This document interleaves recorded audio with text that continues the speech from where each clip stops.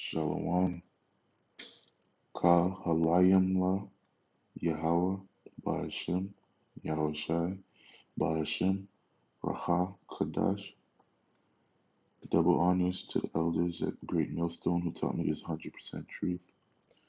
Shalom to the hopeful elect. My name is Mashabar Darak, and today I'll be going into free will and how free will actually does not exist. Contrary to popular belief that everyone has free will, you can control your actions, you can control your emotions, you can do anything you want to do, which is not scriptural and it's just not true. Free will does not exist. You cannot control your thoughts, your emotions, your actions, your plans. You might create a plan for the day, but it's up to the Lord and how He wants your plans to go for the day. The time you want to wake up, you might set an alarm. The Lord might wake you up before the alarm, or He might put you in deep sleep where you don't even hear the alarm. You might tell yourself, I'm going to be in bed by 9 today. The Lord might put the spirit of sleep on you earlier than that, or He might put the spirit of restlessness on you and you can't go to sleep all night. You're up the whole night. The Lord is in control of every single thing on His earth because that's what He created. He has control of everything. What kind of power would we have that has no control over His own creations? And to prove the things that I'm saying, I'm going to go into some scriptures, some precepts, and prove that we don't have free will. I'd like to start off with Job 33, start at verse 15. In a dream, in a vision of the night, when deep sleep falleth upon men, and slumberings upon the bed, then He opens the ears of men, and sealeth their instructions,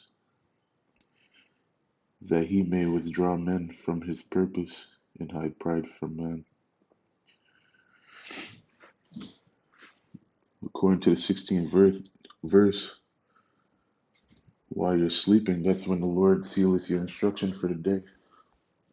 It's not when you come up with it.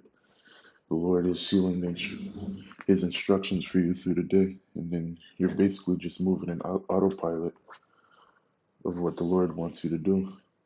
You might be under the impression that you're doing it yourself, but it's not you, it's the Lord.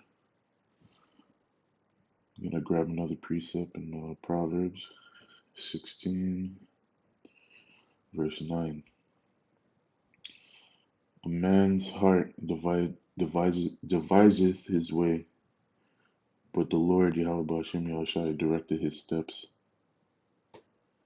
Like I said, you may make plans for the day. You might say, all right, I'm gonna have a positive day. I'm gonna go to work, have a great day. If that's not what the Lord wants for you today, that's not what's gonna happen. You have no choice. It's ultimately up to the Lord. He's complete control of everything. I have another precept in Proverbs 20, verse 24. Man's goings are of the Lord. How can a man then understand his own way? Man's goings are of the Lord. Not man's goings are of himself. The Lord controls where a man goes, where he takes his steps.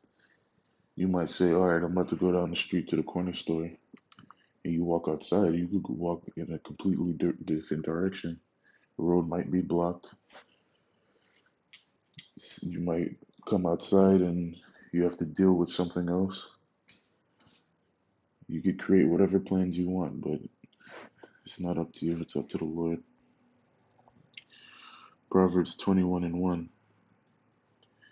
The king's heart is in the hand of the Lord, as the rivers of water. He turneth it whithersoever he will. pretty self-explanatory. Even a king don't have a choice of what he's gonna do. His will is in the hand of the Lord. If he wants that king to jump off a cliff, it's up to the Lord. That king will have he could try to talk himself out of it, but if the Lord already put that in his mind, put that in his heart, put that in his spirit to do it, it's already done. I have another precept. I'm gonna hop on to Jeremiah. Jeremiah 10, verse 23.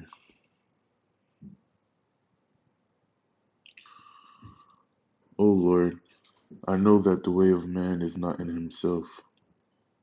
It is not in man that walketh to direct his steps. It is not in man that walketh to direct his steps.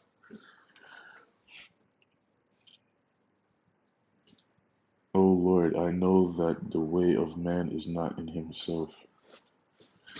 Why? Because men can't, even if you're under the impression that you can't control what you do. You can't control your thoughts, what you're going to say, when you're going to blink. Can't control when you're going to grow a mustache or a beard. You can't control anything.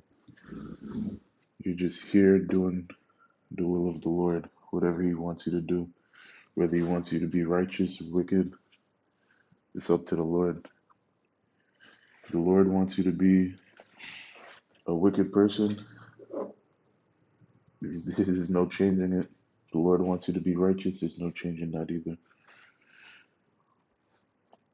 We're going to have another precept in Jeremiah. We'll hop on to the 17th verse, verse 10, 17th chapter, and verse 10. I, the Lord, search the heart.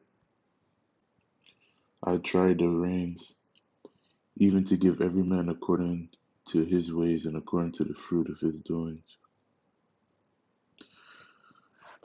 Another precept. I'm actually going to go to the Apocrypha in Sirach.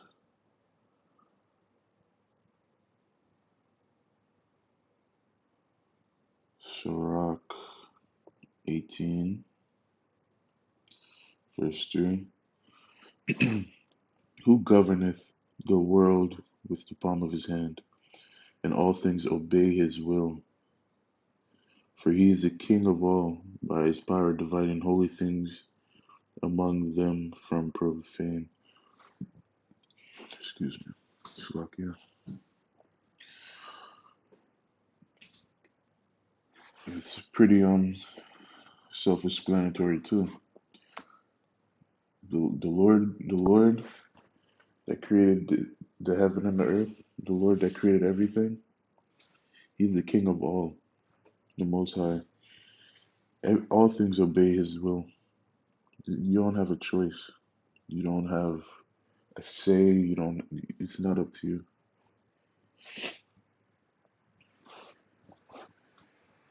All things obey His will. The animals, the insects. You get bit by a mosquito. That was the Lord's doing, not yours. Gnats keep flying over your head, won't stop bothering you. It's up to the Lord. You hit your toe on the hit your toe on a piece of on the corner of something, the corner of your bed or the corner of your dresser. That wasn't up to you. It might be a small form of chastisement. For some reason, it's up to the Lord. We don't need to understand why. We just need to understand that it's the Lord's doing. I have another precept in Sirach. I'm going to jump to the 33rd chapter and jump down to the 13th verse. As the clay is in the potter's hand to fashion it at his pleasure, so man is in the hand of him that made him, to render to them as liketh him best. a beautiful scripture because say that you're a potter and you're creating your vase or your bowl or whatever you want to create. You're creating it how you want to. It's it's in your hands. And even that, a potter don't even have free will. Honestly, see, the Lord will put in what his mind what he's gonna create. But for the sake of edifying, that's how the Lord is in control of everything on earth, especially man. He made man. He controls what man does. He creates all things. He's the ultimate potter. He fashioned this world how he wants it to be. He fashioned you how he wants you to be. He creates the wicked. He creates the righteous. Everything in between. I have another precept. Go to the 39th verse, 18th, 39th chapter, 18th verse. At his commandment is done whatsoever pleases him, and none can hinder when he will save.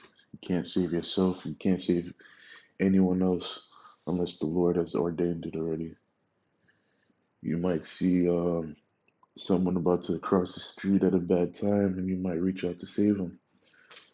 If the Lord wants that person to come back to him in heaven, because all souls go back to the Creator, this is ultimately up to the Lord. You could run as fast as you can leap, you can do whatever you want, whatever hero tactic you want to try. But if the Lord wants that person gone, that person is gone.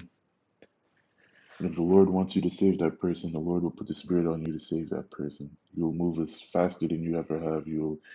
Everything will slow down for you, and you'll be able to save that person and yourself if that's the will of the Lord. But it's not up to you. Now I want to give another precept. I want to jump to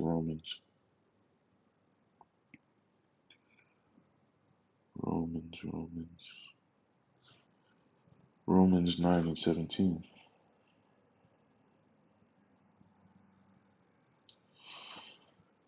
For the scripture saith unto Pharaoh, even for this same purpose have I raised thee up, that I may shew my power unto thee, and that my name might be declared throughout all the earth. This is speaking about how when the Lord hardened the Pharaoh's heart, Pharaoh didn't have a choice on whether if he was going to have grace or if he was going to have mercy on the Israelites in Egypt. He didn't have a choice of how he's going to react to anything. He didn't have a choice being nice or wicked or righteous. The Lord made him for his purpose. His purpose was to do the wickedness he done so that the Lord can save the Israelites. So he could show his power through the earth. There's no free will. I'm going to bring up another scripture. Revelations 17 and 7.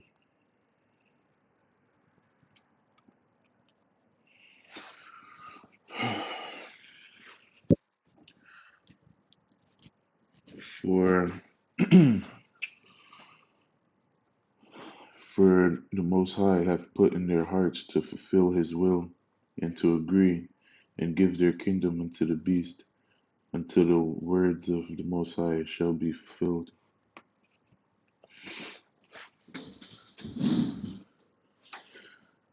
The Lord, this is the same thing I've been saying. The Lord will put in your heart what his will is.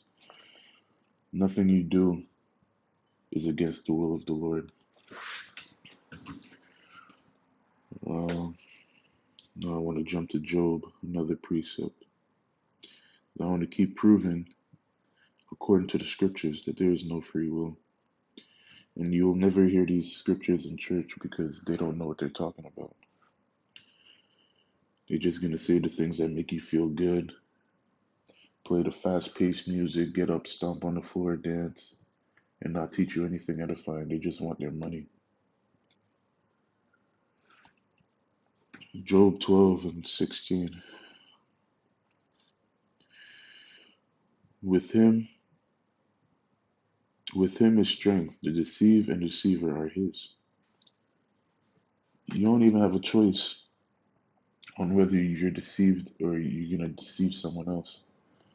It's up to the Lord. The Lord created you to be a deceiver. You're someone, just like this Christian church I was talking about. They don't have any free will, and they don't even know that they don't have free will because they don't read the scriptures. The Lord has deceived them. They didn't deceive themselves.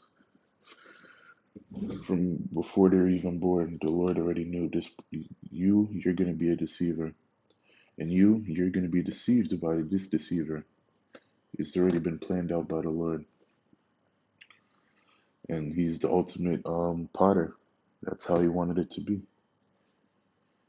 And ultimately, in the end, it will all make sense why he has things this way. But for now, we need to fear the Lord and serve him, if that's what he created you to do, honestly. Um, Now I want to jump to Isaiah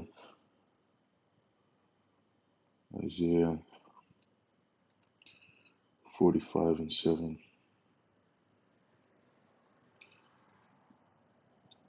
You'll never hear this in church. I form the light and create darkness. I make peace and create evil. I, the Lord, do all these things. The Lord has a left-hand side and a right-hand side. He creates all things. A false balance is an abomination to the Lord. How can he create only good and not have evil to show you what good is? You never know what's good or wicked if you don't have both to compare it to. And the Lord controls all these things. Um, yeah, no control. I want to jump to Deuteronomy 32:39.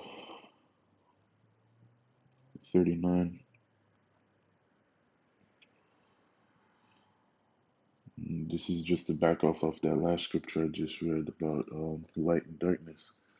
See now that I, even I, am He, and there is no God with me. I kill, I make alive, I wound, and I heal. Neither is there any that can deliver out my hand. Even if the one man stabs another man, that's the Lord's doing. The Lord put in that heart for that man to stab the other man. All death is in the hands of the Lord. Every birth, every time someone gets pregnant and have a child, that's up to the Lord. Even miscarriage, that's up to the Lord. No control. You might think, oh, I caused this woman to become pregnant because I let my seed into her. But the Lord could have easily made you impotent. The Lord easily could have he could have done anything to you to make you not be able to have that child. It was up to him to allow you to have that child. So don't think that you have control, because you don't. The Lord is in control. He kills. Everyone who dies, no one is innocent. Anyone who dies, that was the Lord, or the Lord ordained it before it happened. Anyone who was born, the Lord ordained it before it happened, and the Lord know who He's bringing into His earth. He know what spirit that He put inside that person, and He knows what that person is going to be doing in their life before they even leave their mother's belly. The Lord has it planned out already. The Lord is very precise. His ultimate power. The way you'd hear these Christians and other religions talk about the Lord Most High, they make it seem like he doesn't have as much power as he does.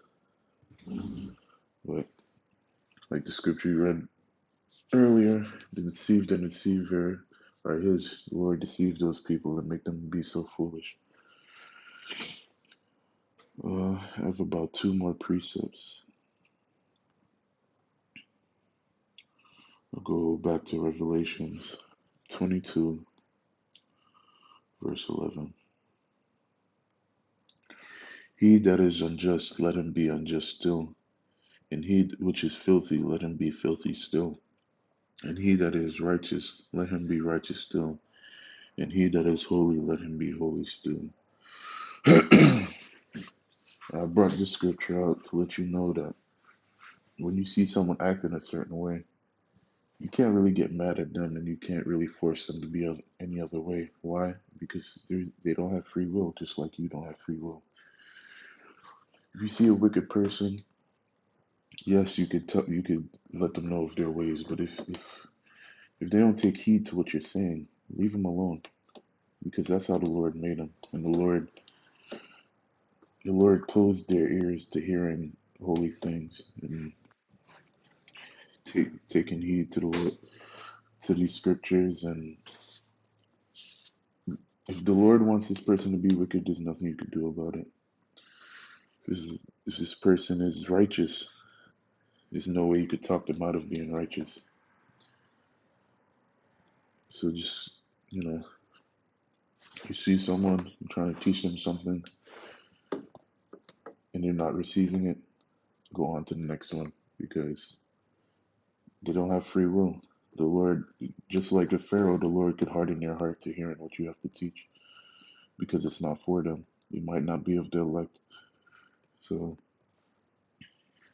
when you come across someone who just can't receive anything you're saying, remember that they don't have free will, and just let them be according to the scripture.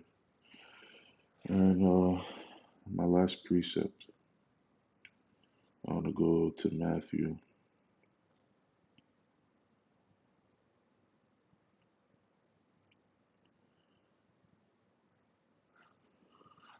10. I'm going to start at 28.